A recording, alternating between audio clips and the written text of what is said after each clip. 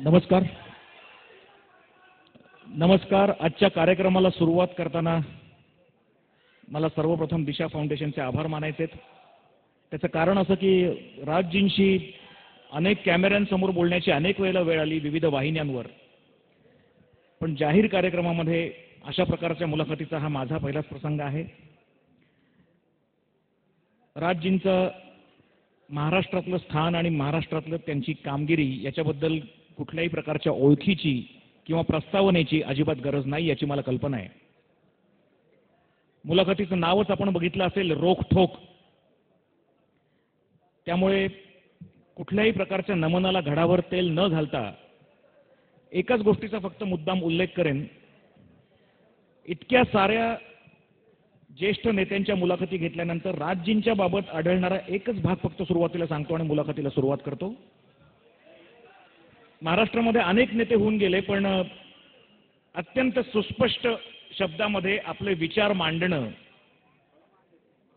कधी आक्रमकतेने ती कधी मृदूपणाने, कधी आपण ज्याला ह्युमर म्हणतो तशा मिश्किल कोपरखळ्या मारत, पण स्वतःचं म्हणणं ठामपणे मांडून, सगळ्यात मुख्य म्हणजे एखादी गोष्ट बोलल्यानंतर आपण ती गोष्ट बोललोच नाही असं नंतर डिनायल कधीही न देणारा नेता म्हणजे राज ठाकरे, अशी त्यांची ओळख करून देता येईल.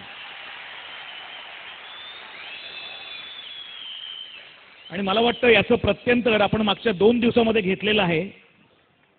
आपल्या मनात अनेक प्रश्न आहेत, अनेक राजकारण्यांच्या आणि पक्षांच्या मनातही अनेक प्रश्न आहेत.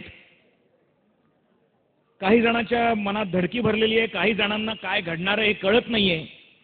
मला असं वाटतं की संपूर्ण महाराष्ट्र एका वेगळ्या ट्रान्झिशनच्या पिरियडमधून जातोय आणि अशा वेळेला एक नवीन पक्ष घेऊन उभं राहिलेलं हे तरुण नेतृत्व विविध विषयांवर काय बोलतंय हे ऐकण्याकरता आपण सगळे उत्सुक आहोत.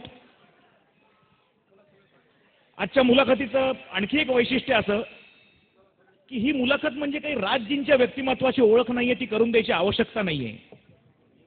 पण स्वतः राजजी महाराष्ट्राच्या विकासाच्या किंवा महाराष्ट्राच्या वाटचालीबद्दल, भावी वाटचालीबद्दल नेमकं काय विचार करतायत, वेगळ्या वेगळ्या विषयांवर त्यांच्या डोक्यात काय आहे हे जाणून घ्यायचा हा प्रयत्न आहे. आणि मला असं वाटतं मी ज्या इथे बसलेलो आहे ते तुम्हा सगळ्यांच्या मनातले प्रश्न घेऊन बसलेलो आहे. विनंती एकच आहे की ही मुलाखत चालू असताना कृपा करून कुठल्याही चिठ्ठ्या, सजेशन्स पाठवू नकात, कारण तुम्हाला काय हवं आहे हे निश्चित माहिती आहे आणि त्यांनाही निश्चित माहिती आहे की त्यांना काय तुमच्यासमोर मांडायचं आहे. कमीत कमी वेळामध्ये जास्तीत जास्त विषयावरचे त्यांचे विचार आपण जाणून द्यायचा प्रयत्न करूया. कुठल्याही पक्षीय अभिनिवेशाशिवाय महाराष्ट्राच्या हिताचा विचार म्हणून जेवढे जेवढे प्रश्न आपल्या डोक्यात आहेत तेवढे त्यांना विचारायचा मी प्रयत्न करेन. आणि माझी खात्री आहे आपल्या सगळ्यांच्या अपेक्षांची उत्तरं ते त्यांच्या मुलाखतीच्या उत्तरांमधून देतील. राजजी, या मुलाखतीला आल्याबद्दल दिशा फाउंडेशनकडनं आणि चिंचवडच्या अनेक नागरिकांकडनं मी आपले मनापासून आभार आधीच मानतो. धन्यवाद. नमनाला घडावर तेल घालत नाही आणि ताकाला जाऊन भांडही लपवत नाही. मागच्या 2 दिवस महाराष्ट्रामध्ये एक अस्वस्थता निर्माण झालेली आहे आणि या सगळ्या हालचालीचं मूळ ज्याला माध्यमं मानतायत, मी किंवा इथलं कोणी मानताय असं नाही, ज्याला माध्यमं मानतायत ते म्हणजे आपण केलेली काही विधानं. आणि मुळातली ही विधानं आहेत ती परप्रांतीयांच्या विषयीची, त्यांच्या महाराष्ट्रातल्या येण्याविषयीची, अस्तित्वाविषयीची. सुरुवातच मुलाखतीची मला इथून करायची आहे की आपण परप्रांतीयांच्या मुंबईत असण्याबद्दल, त्यांनी सण साजरे करण्याबद्दल किंवा त्यांनी त्यांच्या इतर गोष्टी करण्याबद्दल जे आक्षेप घेतलेत त्याची नेमकी कारणं काय? नाही, मला असं वाटतं की जे कोणी इतर परप्रांतातनं येतात मुंबईत, पुण्यात, महाराष्ट्रात, त्यांनी महाराष्ट्राची संस्कृती जोपासावी, आपल्या राज्याची संस्कृती इकडे जोपासू नये, एवढी फक्त माझी स्वच्छ भावना आहे.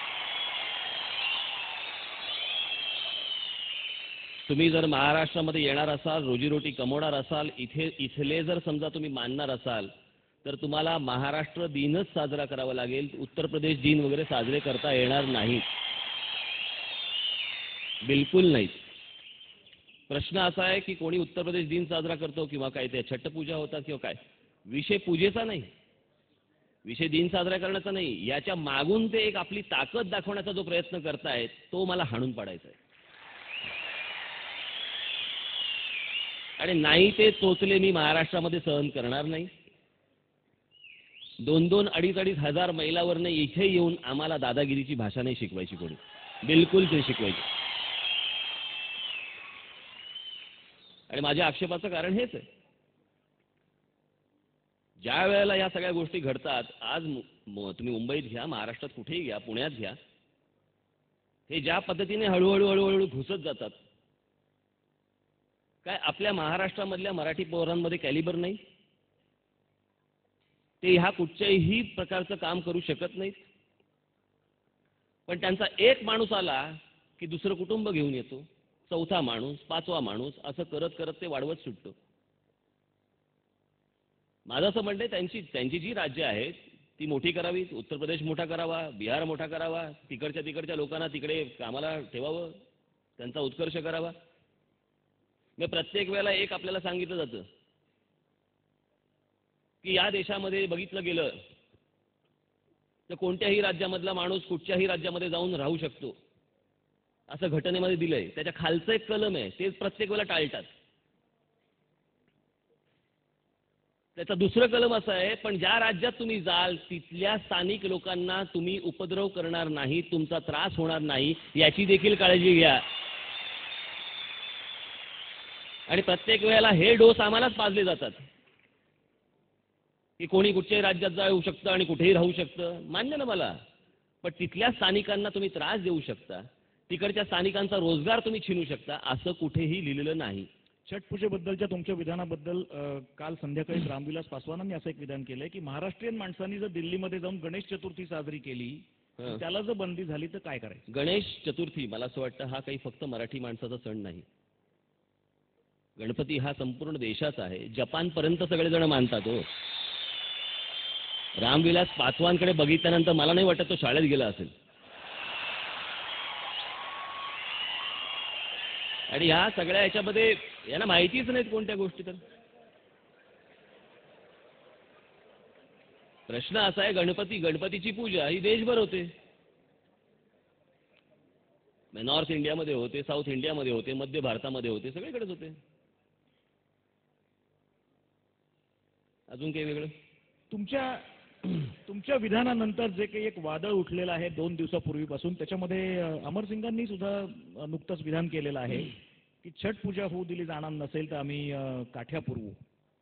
मी काल सांगितलंच ना, तुम्ही जर काठ्यांची भाषा केली तर मी तलवारीचीच भाषा करीन. आणि हे तुम्ही आम्हाला इथे येऊन काठ्या बिठ्या दाखवायची गरज नाही. हे हिम्मत तुम्ही करू पण नाही. या महाराष्ट्रात यायचं, निमूटपणे राहायचं आणि जायचं. ही भाषा इथे चालून देणार नाही मी, बिलकुल नाही. समाजवादी पक्षासारख्या पक्षांनी असं एक माझा समाजवादी पक्ष हा विषयच नाही. त्यांची आज रॅली आहे म्हणून त्यांच्यावरती सगळं गेलं बरं का. मला तिथे देणं घेणं पण नाही. त्या असा एक महाराष्ट्र नवनिर्माण सेना स्वतःचा एक राजकीय आधार वाढवण्याकरता याचा उपयोग करते, असं एक काल प्रेस कॉन्फरन्स घेऊन समाजवादी पार्टीने जाहीर केलं. त्यांना माहिती पण नाही सगळ्या गोष्टी. अज्ञानी लोकांच्या प्रतिक्रियांवरती आपण काय प्रतिक्रिया देणार? मी ज्या वेळेला शिवसेनेमध्ये होतो त्यावेळेला मी रेल्वेचं आंदोलन केलं होतं. विसरले का सगळे? इतकी जर स्मरणशक्ती यांची कमी असेल तर मला असं वाटतं राजकारण त्यांनी सोडून द्यावं. मी हे कधीपासून ही गोष्ट मांडत आलेलो आहे. आणि दुसरी गोष्ट सांगायची झाली तर माझे आजोबा, माझे काका, इथपासून ही गोष्ट संस्काराने माझ्याकडे आलेली आहे. ती पुढे वाढवतोय, पुढे नेतोय. ती याच्यामध्ये मी राजकीय अजेंडा कसला आला? राज्य एक विचारांची सुस्पष्टता म्हणून आता तुम्ही सांगितलेल्या मुद्द्यावरच थोडंसं पुढे जातो. आपण शिवसेनेमध्ये असताना रेल्वे भरतीबद्दल जे आंदोलन केलेलं होतं की फक्त बिहारी माणसांचीच तिथे नियुक्ती केली जाते, त्यांना फेवरेबल ॲटमॉस्फिअर आहे, महाराष्ट्रीयन मुलांना ही संधी का नाही? आता शिवसेनेकडनं तो मुद्दा थोडासा बाजूला ठेवला गेलेला आहे आणि त्याच वेळेला मनसेकडनं हा उचलला गेलेला आहे. कारण मी शिवसेनेचं बाहेर गेलेलो. मी शिवसेनेमध्ये होतो त्यावेळेला तो शिवसेनेकडे मुद्दा होता. मी जेव्हा शिवसेनेतनं बाहेर पडलो तेव्हा तो माझ्याकडे मुद्दा, इकडे आला तो मुद्दा. आता साधी सरळ सोपी गोष्ट आहे ना, त्याचा काही प्रश्न नाही. थोडंसं बारीकसं विषयांतर होते, पण याच विषयानंतर ते झालेलं आहे म्हणून विचारतो. जया बच्चन यांनी असं विधान केलेलं आहे की आम्ही